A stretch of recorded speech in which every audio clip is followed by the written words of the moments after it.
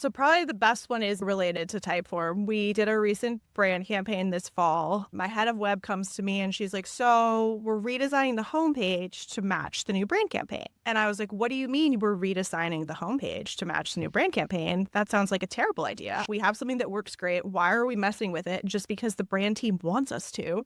And she's like, well, they don't really want, like, we all want to do this. And I was like, I don't know. It seems like a bad idea. And honestly, I'm happy to say I was totally wrong. Like, they reworked it and it performed better. And so I honestly have to give her props for marrying those two things.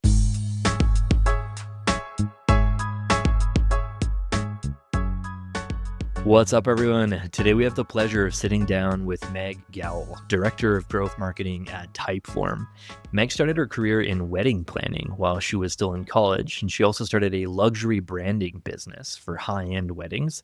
She then worked at a marketing agency for 4 years. She focused on social media, paid media, and budget management. She switched over to a boutique agency where she got a breadth of experience across a bunch of facets like web design, CRO, project management, and also got to lead a team of marketers. She then moved over to a real estate startup, which was one of her former clients at the agency.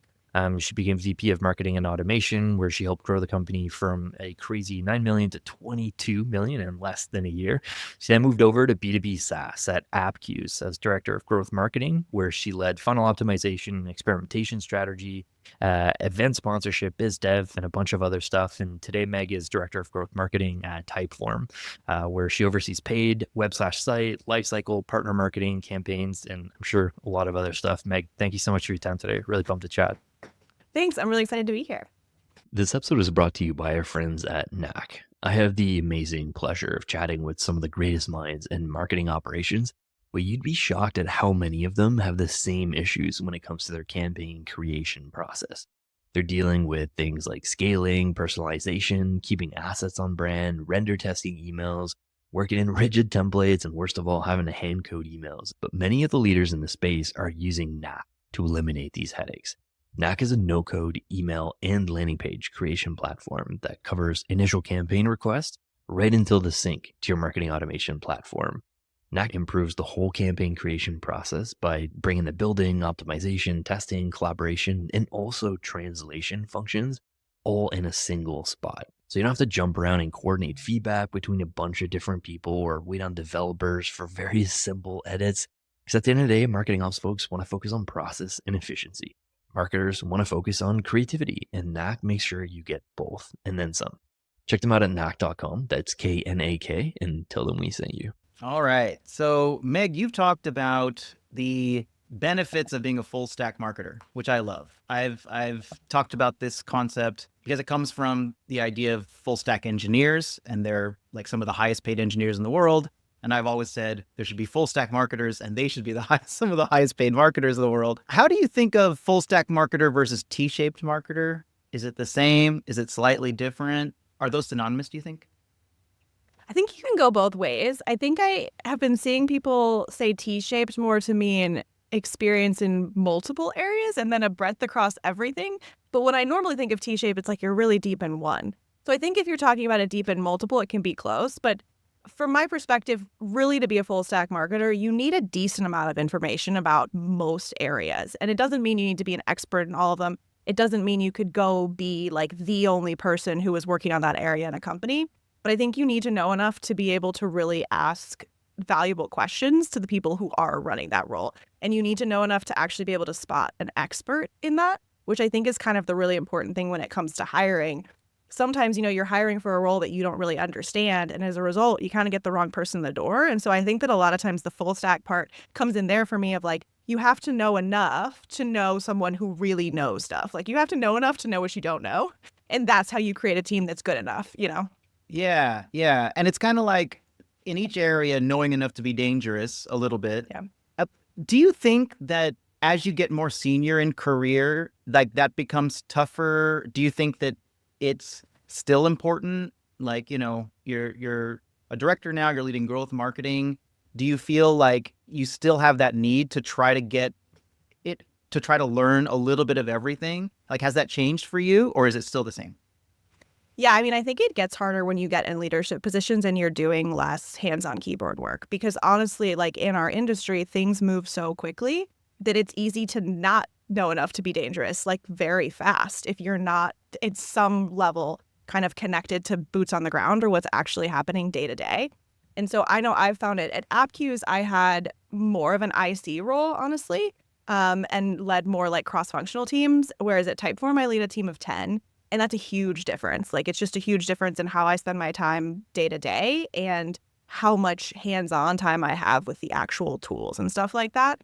And so what I've found is I really have to still dig in. I feel like I'm a very visual learner, and like, it's great if someone tells me what they're doing and I can do my best to understand it. But sometimes I really have to be like, I'm sorry, I'm not trying to be picky. I'm not trying to nitpick your work. You just got to show it to me in platform. Like, I just have to see it in platform, because until I get like the underlying workflows of how it all works, or like show me the filter logic, like show me these random things that I shouldn't care about, but I have to care about it to like actually fully understand what you're doing and what you need me to do to help you do it well, if that makes sense.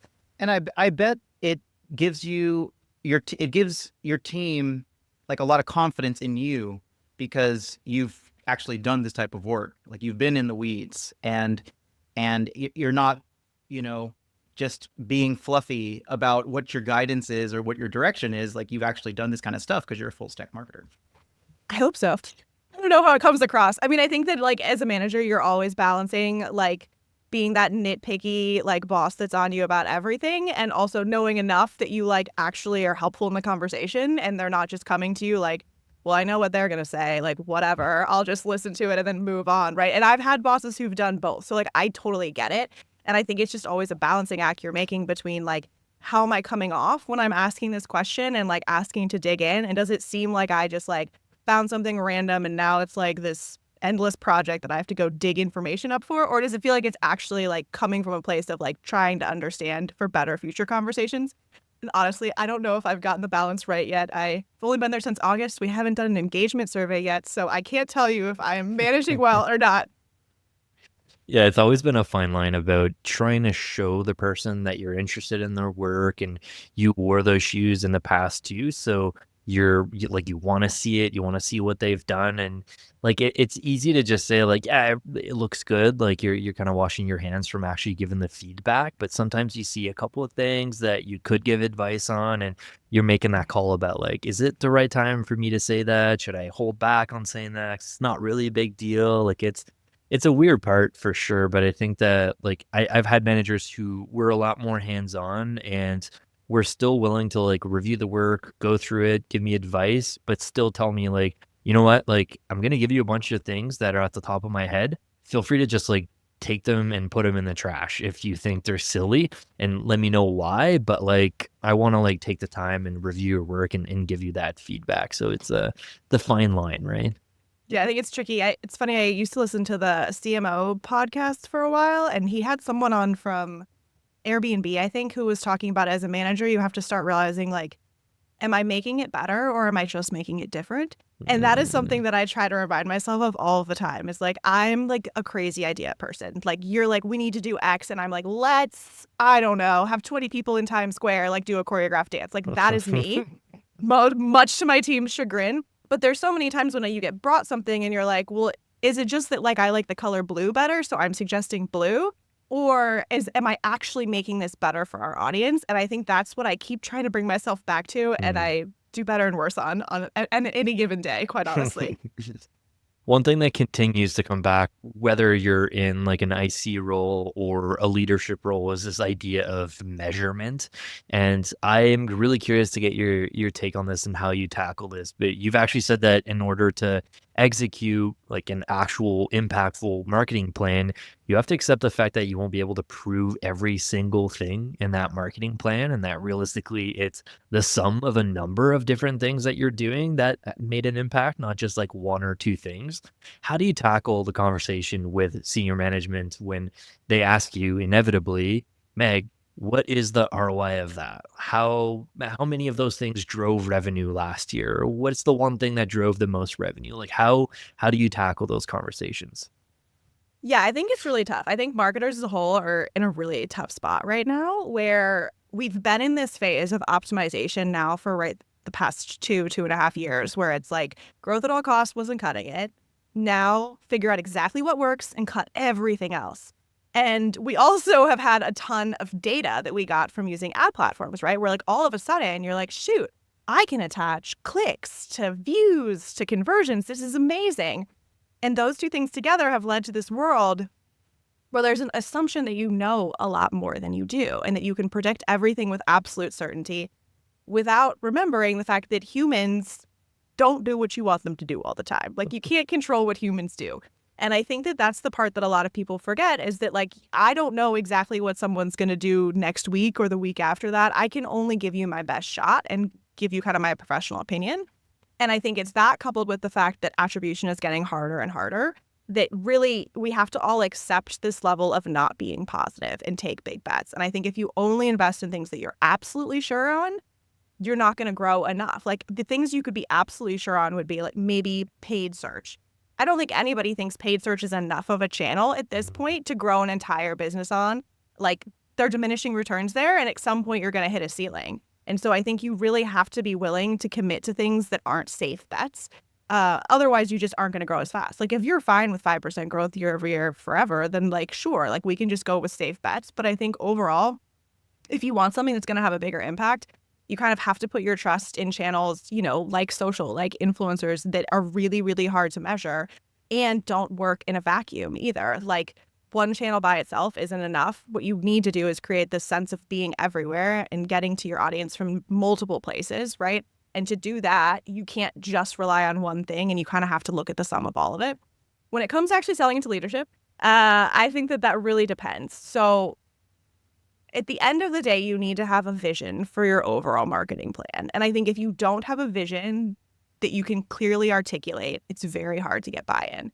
Just saying it's the sum isn't enough, right? I want to do all this stuff and all together it's going to work. That isn't enough. Like, you have to have a hypothesis about why all those pieces fit together. And I think if you haven't articulated that well to leadership, it's really hard to get buy-in. It's still hard to get buy-in even with the vision. But at least if you can get them to like commit to a vision and get excited about it, it's easier to explain that concept of all these other pieces work together. And I would say finally, like, know your audience, and leadership being your audience here. Like, if there's a channel, you know, that they see and think, oh, that's working. For a lot of execs, it's often noise on LinkedIn, right? Like, if they see that, find a way to incorporate that in your plan and find a way to like create noise there so they feel like things are working. I think at the end of the day, you know, we're all selling something. Like, you're selling internally, you're selling externally, and you have to realize who you're speaking to and what things speak to them and figure out how to pull that into the ask that you're making. Do you do something where it's like, hey, 80% of, you know, your efforts or like your budget or your activities are going to be dedicated to the stuff that you know that works, and then there's a certain percentage, like you said, that you're just going to kind of try and make big bets on? Like, do you think of it that way, or not really? Like, and what I mean is, like, you know, we need to try new things, you know, and like, but we still need to make sure we're on the, you know, mainstay channels like paid search and social. How do you kind of like balance those out, like trying new stuff with keeping the lights on with the core channels? Yeah, I think that's actually super applicable to Typeform specifically, because we have our core business, and then we also have like new features like Typeform for Growth, which is like a newer set of features together. And we also have been working on our like enterprise, like sales-led motion. And so there's definitely a conflict in some way between those different audiences and between which channels kind of help support those different motions. And so from our side, it has been, what I have found the most impactful is, instead of having different people on different areas, instead I'm trying to figure out ways that certain threads can move through all of them. So one of them for next year is, we know from a paid perspective, we want to focus more on like LTV rather than like initial new revenue. And so we want to be able to spend more on people who will pay us more in the long run. One way to go about that would be to like create a complex LTV model. Our poor data team has 9 million requests, and that's just not going to happen. And so instead what we're doing is we're saying, okay, let's understand the drivers for the sales-led side of the business and what signals we're seeing there, and then figure out how we can pull it through to paid. And so I think that there's an interesting opportunity to kind of like pull things across different areas from one side. And then I think the other part of this that gets tricky is really around budget. Like, time is one thing, I think money is the other thing that usually you're going to have to like convince leadership of. So the way that I've thought about it in the past has been, if you want to do something new, generally you need to keep the core stable in order to make sure you are as confident as possible with your new bet. So like going into next year, a lot of our bet was around awareness, where we're like, okay, we've invested very heavily in paid search. We know that channel, but where we're lacking is the general brand awareness, right? So that we're staying top of mind in the market. And so we're like, well, that's where we feel the opportunity is. And so instead of saying, hey, we're going to like take what we already had and pull 30% of it away for awareness, it was more like, if I want to make this bet, I have to keep the foundation solid. And so I need something incremental on top of it in order to keep the foundation solid. It's been a hard ask, to be completely honest with you, but I think that that's the tricky part of like, you have to realize when you're doing something new, you have to be able to keep the core solid. And so sometimes when you like don't have the extra money to keep the core solid, you have to think of ways that you can partially achieve that goal by pulling bits of pieces and like, or reallocating things.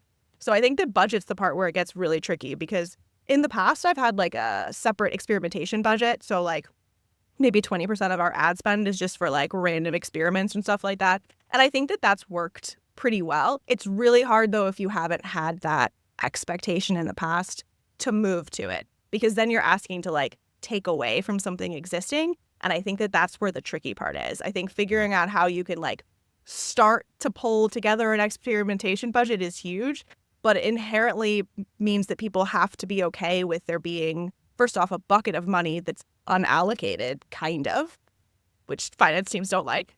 And then it also means you're like shifting budget in real time, which is also hard in terms of maintaining that core. So I think a lot of times it like, you really have to ask for more if it's not something that has been established ahead of time. But if you can establish it ahead of time, like that's great. I just think it's often really difficult to get there unless you can get everybody like bought in. And if you can't get everybody bought in, you kind of have to figure out how to do it bit by bit, I think, over time, which isn't going to have the same impact. And I think that's the thing that you really have to be clear with people. I've seen internally even, it's so valuable to continue to reiterate, like, yes, I will do this on a smaller scale. It will not have the impact you want. And I think just being really clear about that over and over again is something that like everyone should be doing in any leadership call. Like, it's fine if you don't want to fund whatever I'm saying is the best practice. I just need you to realize it won't have the impact if we do it on a smaller scale. And I think just reiterating that helps people realize over time that you're not just asking for money to ask for money. You're thinking about it in terms of impact, which at the end of the day, like that's what the core business cares about. So. Yeah. One thing that really resonates with me, and like one thing that I've done that I found helped, is to map out some projections of what you think is going to happen. And then for the new stuff, the experimental stuff, you can do low, mid, and high scenarios. And I feel that that gives executives a lot of like, oh, okay, this is new, but this is thoroughly thought out. You know, they're basically saying, the marketing team is basically saying, you know, if it doesn't go the way we want, we're going to expect this results. But listen, this is the upside. You know, it could go this way, and that's why we want to bet on it. So the other thing, this kind of bleeds into the next question, where we're talking a little bit about brand versus demand. And I think in your some of your other content, you talk about the importance of like building momentum with brand. And I personally always thought that this is a really tough concept, because it's such a lagging brand is such a lagging measure. Like it takes a long time for it to really come and apply. And there's a lot of intangible things that brand does, like help make sales calls easier. That's so difficult to measure. I'd love to hear your take on, you know, this whole like brand versus demand concept. And like, are there actual tangible things that you can do with ads or with brand campaigns that can really move the needle and create urgency? Yeah, so I think it's tricky, you know, to think about like purchase behavior. And I think that that's what we've all been more focused on as an industry over the past like year or so, right, in our LinkedIn echo chamber, of just thinking about like, how do people actually buy and what things go into it?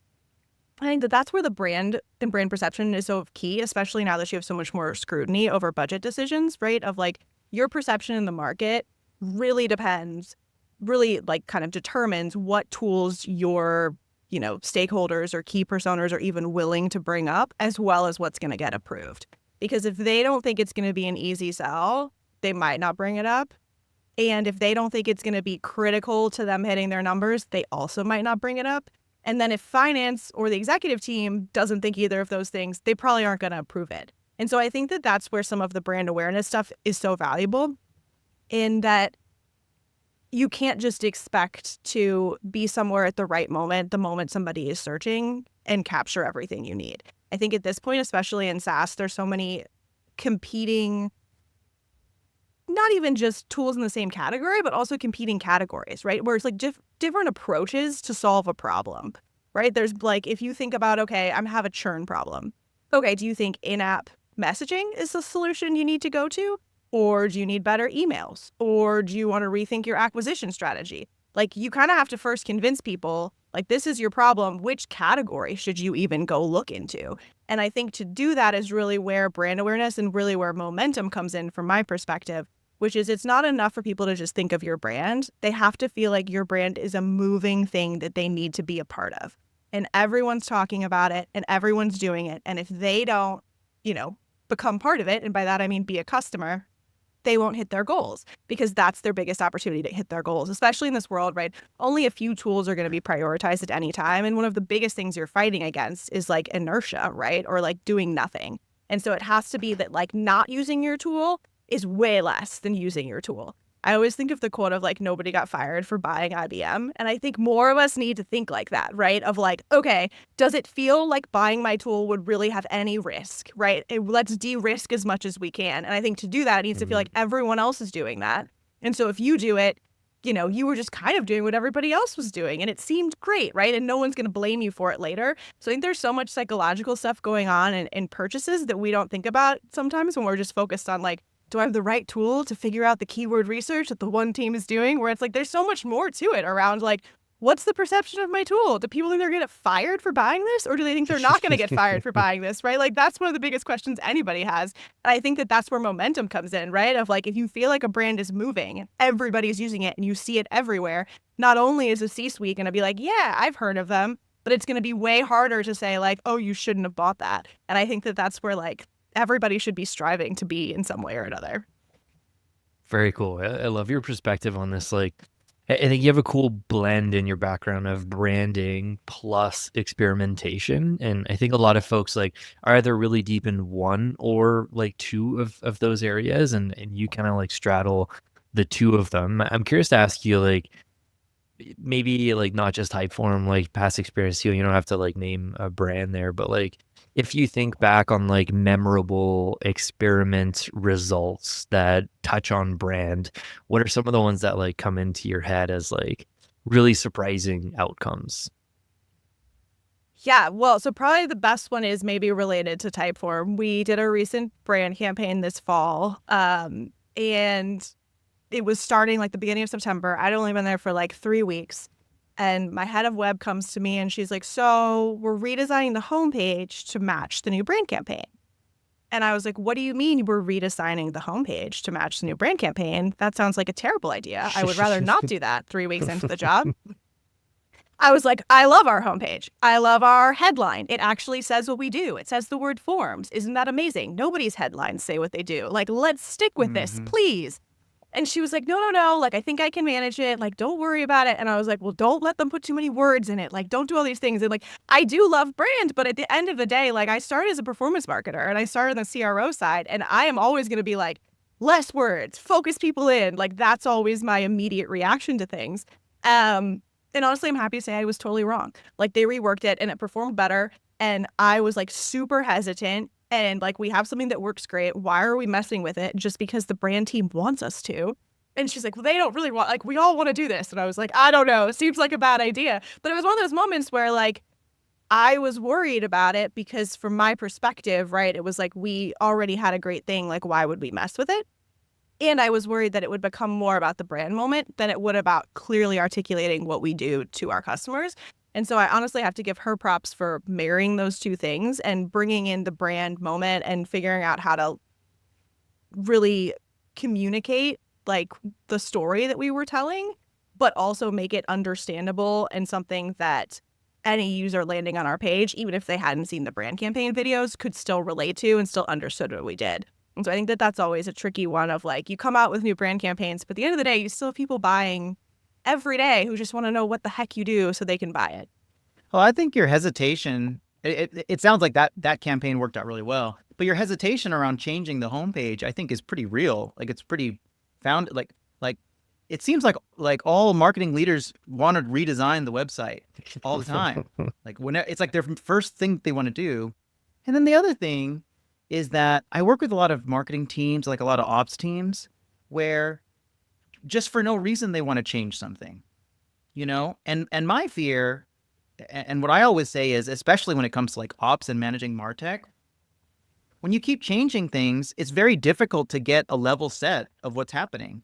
So you actually don't know, and this is classic, this is classic like statistics and and experimentation. If you're changing like 2 or 3 things at the same time, you actually don't know what worked.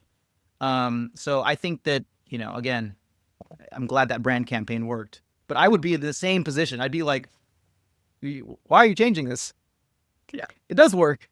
So anyway, go on. Yeah, when I think back of experimentation in my career, it's definitely not all roses and green win campaigns. I think that I'm curious to get your take on this here, but like we asked a couple of recent guests this idea of like why marketers ignore bad results or to spend a lot of time celebrating the wins, but don't spend enough time reflecting on the inconclusive experiments or the bad results, right? Like, do you think that there's as much to gain from sharing the failures and the learnings? And how do you kind of foster this culture of acceptance or failure so that people on your team do feel comfortable and not afraid of losing their job to like share experiments that like weren't these big wins? I think it's really hard. And I think in some ways, it has to come very top down from a leadership level around like how open we are to experimentation as a whole and how willing we are to take big swings. I think you have to enable the team to feel like they can try lots of things. Because what is it with experimentation rules? It's like, what, 10%, 5% are going to be successful? What was the stats for like Netflix where they were talking about like they did however many experiments and like maybe like 2% were successful, but they had like a huge impact. And people don't realize that, I think, when they start experimentation, in part because they just do a little bit of it or they just do it here and there and they don't have the volume. And I think it's that volume that's so key, and also learning something from it. Like, to my mind, an inconclusive result is probably the worst result you can have. Yeah. I'd rather just learn something. Like, you need to learn something. If you didn't learn anything, you didn't do a very good experiment. Like, it wasn't good enough, in my opinion. And so I think it's really hard to foster that. I think you need to be able to give people the space to try things. You need to be able to not have everything tied to a like really specific number that has to be impacted immediately, which like that's the thing where it really is coming from top down. Like, if there is appetite for that, it's great. If there isn't, it can be really hard even on an individual team to fully foster that. And then I think you have to show yourself doing it too. I think leading by example is important there. Just showing that you are willing to fail and that you're willing to take a big swing and that it doesn't always work out. And then figuring out how to communicate it to the rest of the team, I think, is where it gets tough, or the rest of the organization gets tough too. Like, people even sometimes don't share their wins. It's like, you got to share, you got to just share more.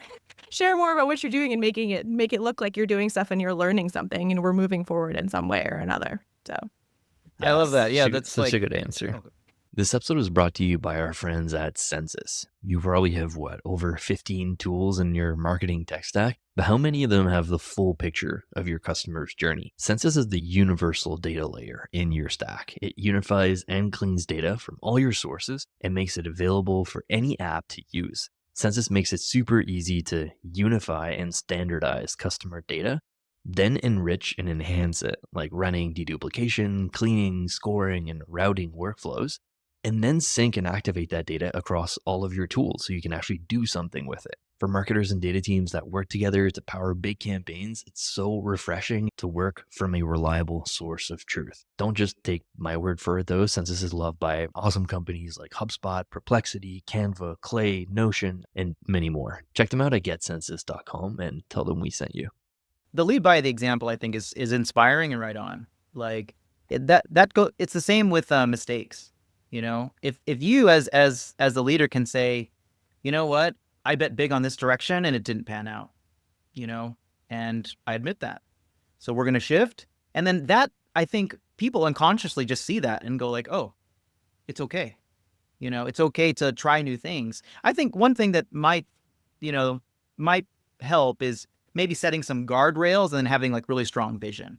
Guardrails in that, you know, we're not just like throwing spaghetti at the wall, everybody. Like, hey, because how many marketers are like, hey, I have this random idea, guys. You know, I saw something on TikTok. That's me. You know? I was gonna say I'm the random idea fine. person. Guilty. Yeah. Well, okay, and that's fine as long as you have like guardrails for yourself. Like, okay, you know, you're kind of like my team is my guardrails. You run through this, yeah.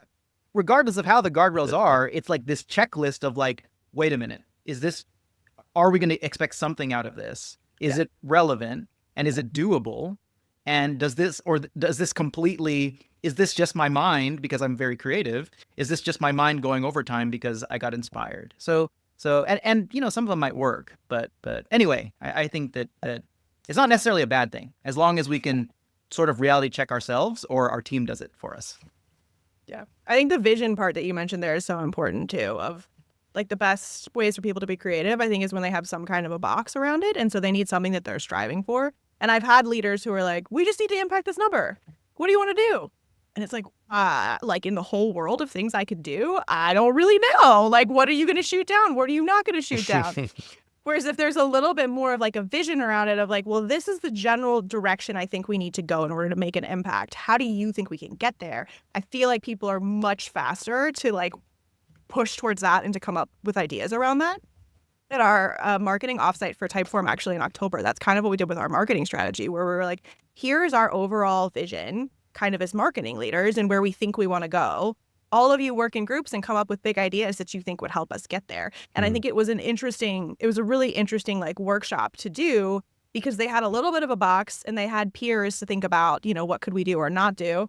And we also took them through phases. So the first was like a really broad dreamer phase. And so like we had everything from like, we're going to rent a bus and we're going to put customers on it and some of the community team on it and drive it across the United States, which like, love it, you know, to like, okay, we really need a feature library on the website, right? Like it had like everything, like we had everything on that list. But I thought it was a really great way to like give a little bit of a, you know, box around like what our overall goals are, but still kind of open it up to the team to be a little bit more creative and to think about how they could bring kind of bigger bets into their day-to-day work. I'm curious to ask you how many of those ideas in that offsite were about tech stack and tooling. Obviously, you know, Typeform being in that Martech vendor tooling category, not just for marketers. Obviously, I think you serve maybe more of like this horizontal vertical, right? But definitely in my experience, like, you know, Typeform has been a line item on the budget for the marketing operations team or the marketing team. And I'm curious to ask you your perspective on this because like one thing we talk a lot about is this idea of like self-service and marketing operations being oftentimes this like service center where, you know, we take tickets and we help the marketers and we don't participate a lot in strategy. We make ideas that the marketing team wants to do kind of come to life, right? But you've actually highlighted that understanding as a marketer, understanding your tech stack and the core business data is essential for every marketer, like being able to self-serve reports and understand how the data is structured for your company not only helps you work better with ops, but it helps you be more confident when you're pitching these crazy ideas, like getting customers up on a bus. Do you think that like the role of a technical marketer is more doomed to becoming like a glorified data concierge if they don't prioritize enabling team-wide data literacy? And maybe asked a different way, what's worse to you, like a marketing team that can't pull reports or one that thinks they can but misinterprets the data? I think it's a tough one. I'm a big believer in being able to pull your own reports. But at the end of the day, I think somebody who misinterprets the data is maybe worse off because they seem more knowledgeable. I think that's where the danger lies, right? If it seems like you know what you're talking about and you have no idea what you are talking about, to me, that is the most dangerous state you could be in.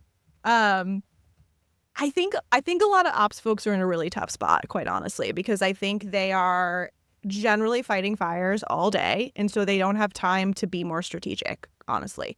And I think it makes it really hard to enable others and to also have a point of view on things if you're so busy doing tickets and you're so busy fighting fires. And I think what I've found is a lot of times, like, the underlying structure of how we set up a campaign or something like that should have been changed based on the tech stack, but nobody understood those intricacies when we first did it.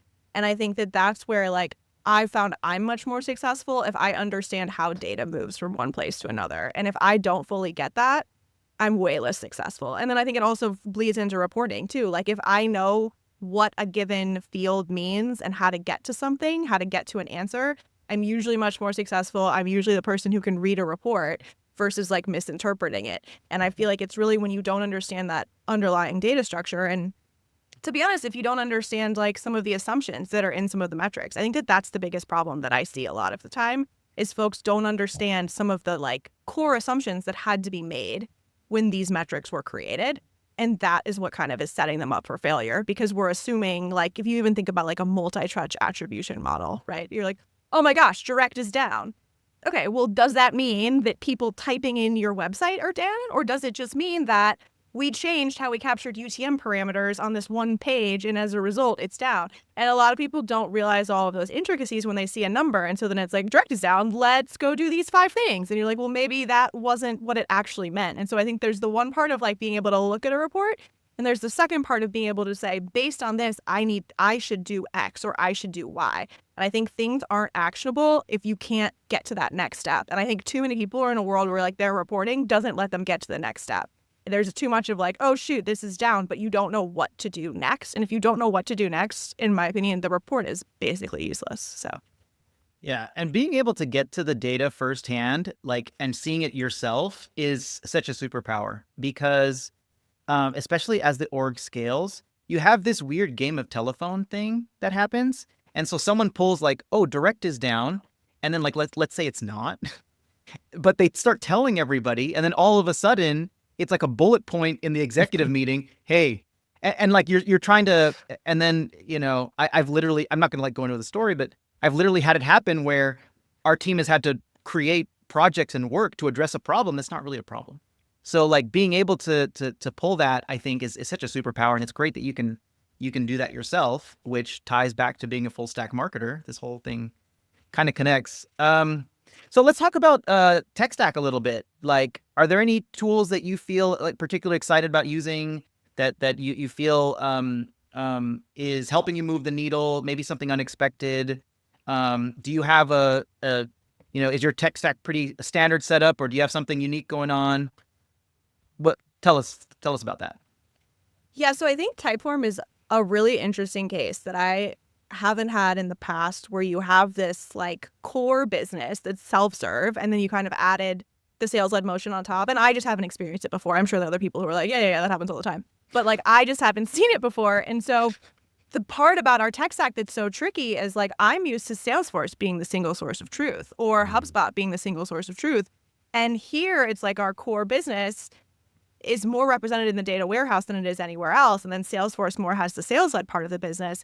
And so understanding how those data pieces come together is something that, like, to be honest, I'm still working on. I've been here for 3.5, 4 months, right? It's tricky. And I think that that's what we struggle with the most, is figuring out how those pieces fit together and how we're not just putting emotion on top of another because they have to, like in PLG, they have to serve one another. And yet if your tech stack doesn't support that, it makes it really, really hard.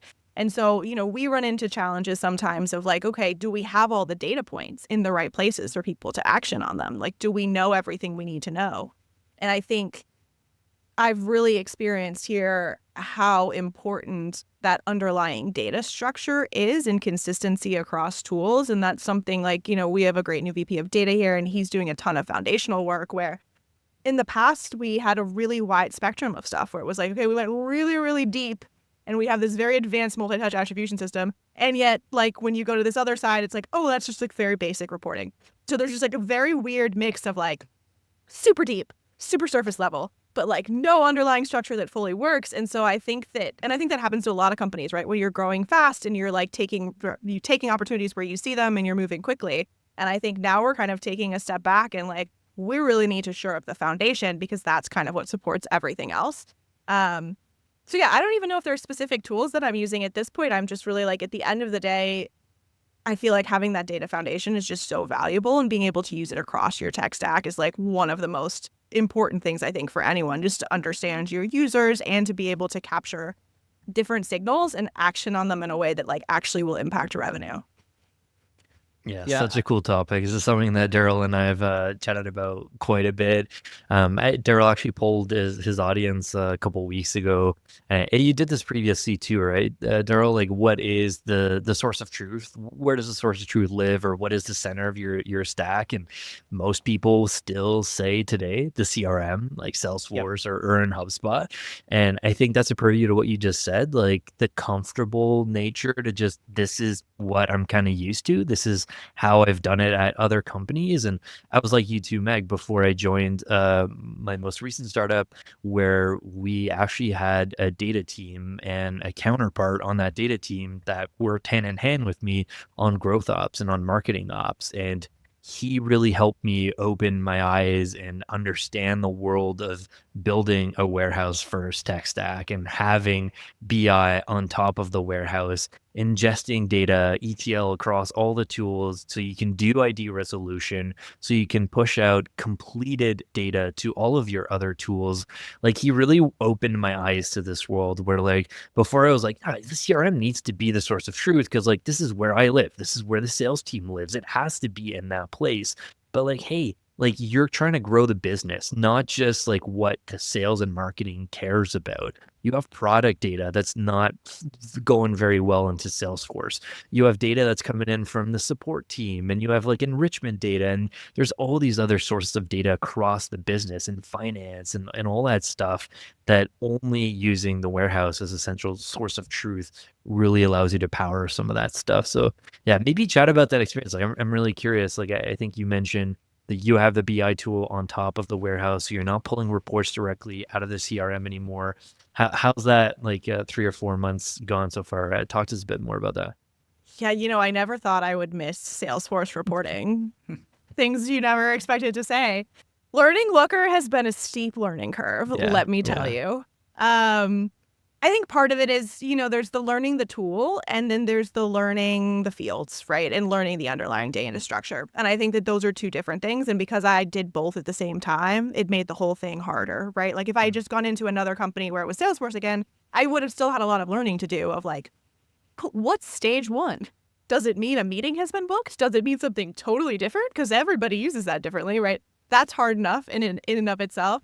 But doing both together, I think, has really been the challenge, especially when, again, we have these two different motions in the business on the self-serve side and the sales-led side, and marketing is responsible for supporting both. And I can't just look at one or the other. Like, I have to look at both. And so understanding what all the data field means, how they work together, is something that I am still working on. I think overall, it's been cool to feel like there are more data points that I can pull than I've previously had access to in a CRM, probably. I think there's that level of familiarity, though, where like I feel like it takes me longer to pull stuff still in Looker. And so I feel like I'm not quite as quick, I guess, as I used to be. And so it makes me not look things up as much as maybe I would in the past. And then I think the other layer on that I still haven't figured out is, in a CRM world, I would often drill down onto individual contacts and dig into like historical changes and stuff like that, so that I could really get an idea of like, well, the data's telling me this, but like, is that actually true? Like, let me look at a couple specific examples. And that's a lot harder for me to do from the data warehouse perspective, just because the data isn't quite structured the same way. And so I think part of it is like figuring that out too, of like, how do I spot check what I'm doing, because I'm kind of approaching it from a different way than I used to in a Salesforce or HubSpot world. Yep. No, that makes a lot of sense. And yeah, I think I have this theory now that, if your CRM is the source of truth, then your tech stack kind of is this like standard setup. You know what I mean? But then if you have the data warehouse as your single source of truth, all of a sudden your tech stack looks kind of different. You know, it's more composable, and it's more like, you know, it starts to shape around the data warehouse, which is super interesting. And I think it's also like, you know, thanks for sharing too, that you've had some. It's been a journey to try to learn Looker. You know, I don't know. I don't think you should do this, but in my past, I've been like, oh, you on my team, you're the Looker expert now. So you know, when I need something, you're going to be the guy, and it's a growth opportunity for you. But anyway, no, I'm just kidding, half kidding. I haven't done that, but maybe that's the tactic I should have taken, honestly. Yeah, you know, you never know. And so I'm taking a look at the poll that Phil mentioned, and it's so out of 719 people, 55% say that the CRM is their source of truth, which is still more than half. But I will say, when I ran this poll like 2 years ago, it was like 70 to 80%. So the tides of change, they're upon us. Interesting. That is interesting to know. I would not have expected it actually to be that low. So, yeah. Yeah, it's you know, gosh, Phil and I have talked about this like ad nauseum, but it's because all of the data, like there's more and more data about our customers, and that doesn't live in the CRM.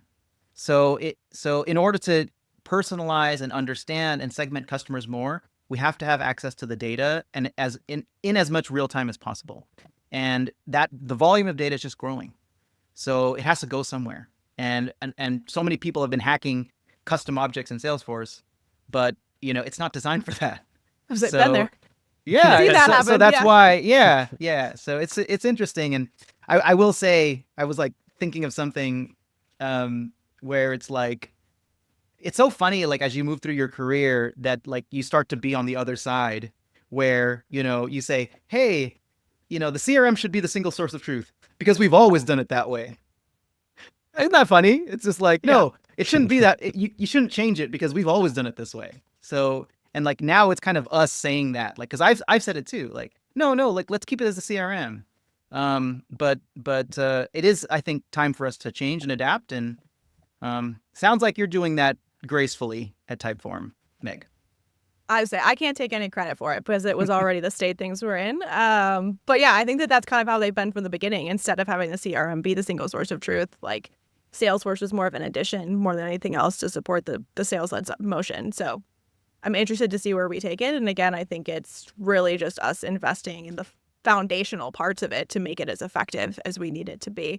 And I'm also interested to see, I would be interested if your poll could be like split by company size, because I think there's a level, right, where it's like you have to be a certain size to even begin to think about it from a technical perspective, right? And before then, you kind of have to focus on the CRM because it's your only shot at it.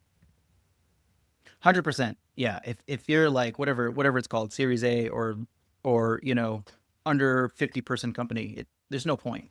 I would say, unless it's like a straight, you know, consumer or PLG. You know, actually, I'd love to talk about agencies if we could.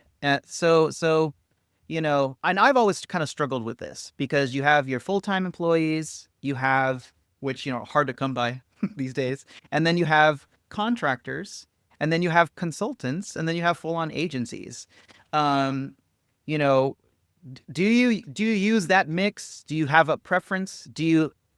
Are you really particular about, hey, this is the type of work agencies take on, this is the type of work my team takes on? You know, like what do you prefer to have full control over? What do you like sort of seek out outside expertise? Tell us about that, Meg. Yeah, you know, I think it really depends on your stage and what you're trying to do. I think you have to look at what kind of expertise you need. I think a lot of people recently have been talking about like, and if you're trying to do something, go find the person who already did it. Like, don't try to like reinvent the wheel on your own. And so I think that in some ways that's where a consultant or even a freelancer or an agency can be really valuable.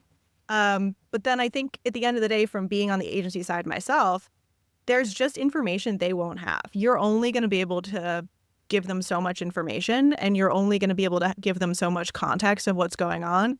You know, even in situations where I felt like I was really read into what was happening on the business side, like at the end of the day, I only saw so much. I didn't understand what was coming from leadership fully. I didn't understand where the business was focusing fully. I didn't like see those internal reports every single day necessarily, right? I was to some extent more on the platform side.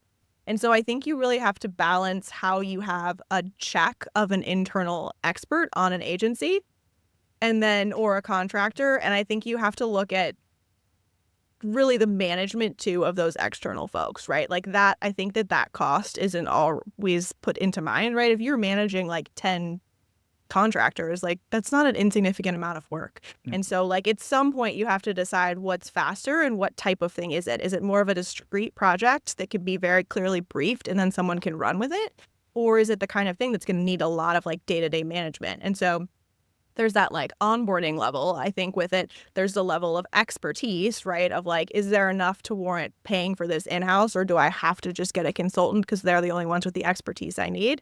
And then I think on the agency side, there's that level of how much folks are seeing. Like I always found it really valuable on the agency side that we had access to all these different client accounts. So I could tell you if this is going down, it's not just you. It's something we're seeing across a base of clients. And when you're the only person working in the account, you don't have that like external knowledge really. Like you're relying on ad platform reps, which all of us feel generally medium about, I think. And so I think there's this level of like, how can you get that external opinion when you need it, but also realize that some things require more onboarding than others. And so I think, something with maybe like a piece of blog content, like that could probably be briefed, especially if you have known agencies or contractors. I don't necessarily differentiate between the two. I think it kind of comes down to cost and the quality of what you need and how many people you're managing. And then I think if you look at, paid ads, that's another thing that an agency can manage. But again, you're going to need someone managing that agency too. And so I think you kind of have to look at like time that you have, opportunities to hire when you can, and then finally overall company appetite. So Typeform, I think, has been in a situation for a while where the overall narrative has been asking to have more agencies. And I think that that's been true of a lot of companies of like, instead of full-time hires where we can, let's outsource work because we're less committed then in the long run if we change direction. And so I think you kind of obviously have to take that into account of like, when can you get a full-time hire? When can you have someone externally run it? And then what's going to let you move faster? Because at the end of the day, I think that part's really important too. Like you've got to keep moving quickly. And sometimes that's going to be bringing somebody in and sometimes that's really not. And if you're trying to impact a number in the next few quarters or even a year, you might need to use an agency or a consultant to get moving faster.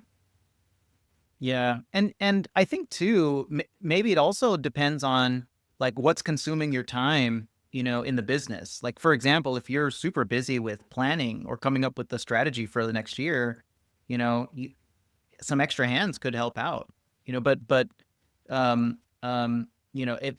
if you have a very capable team and you have like, great proficiencies that you have in-house, then the usefulness of an agency might not be there. So I guess it is pretty unique. But you make such a good point.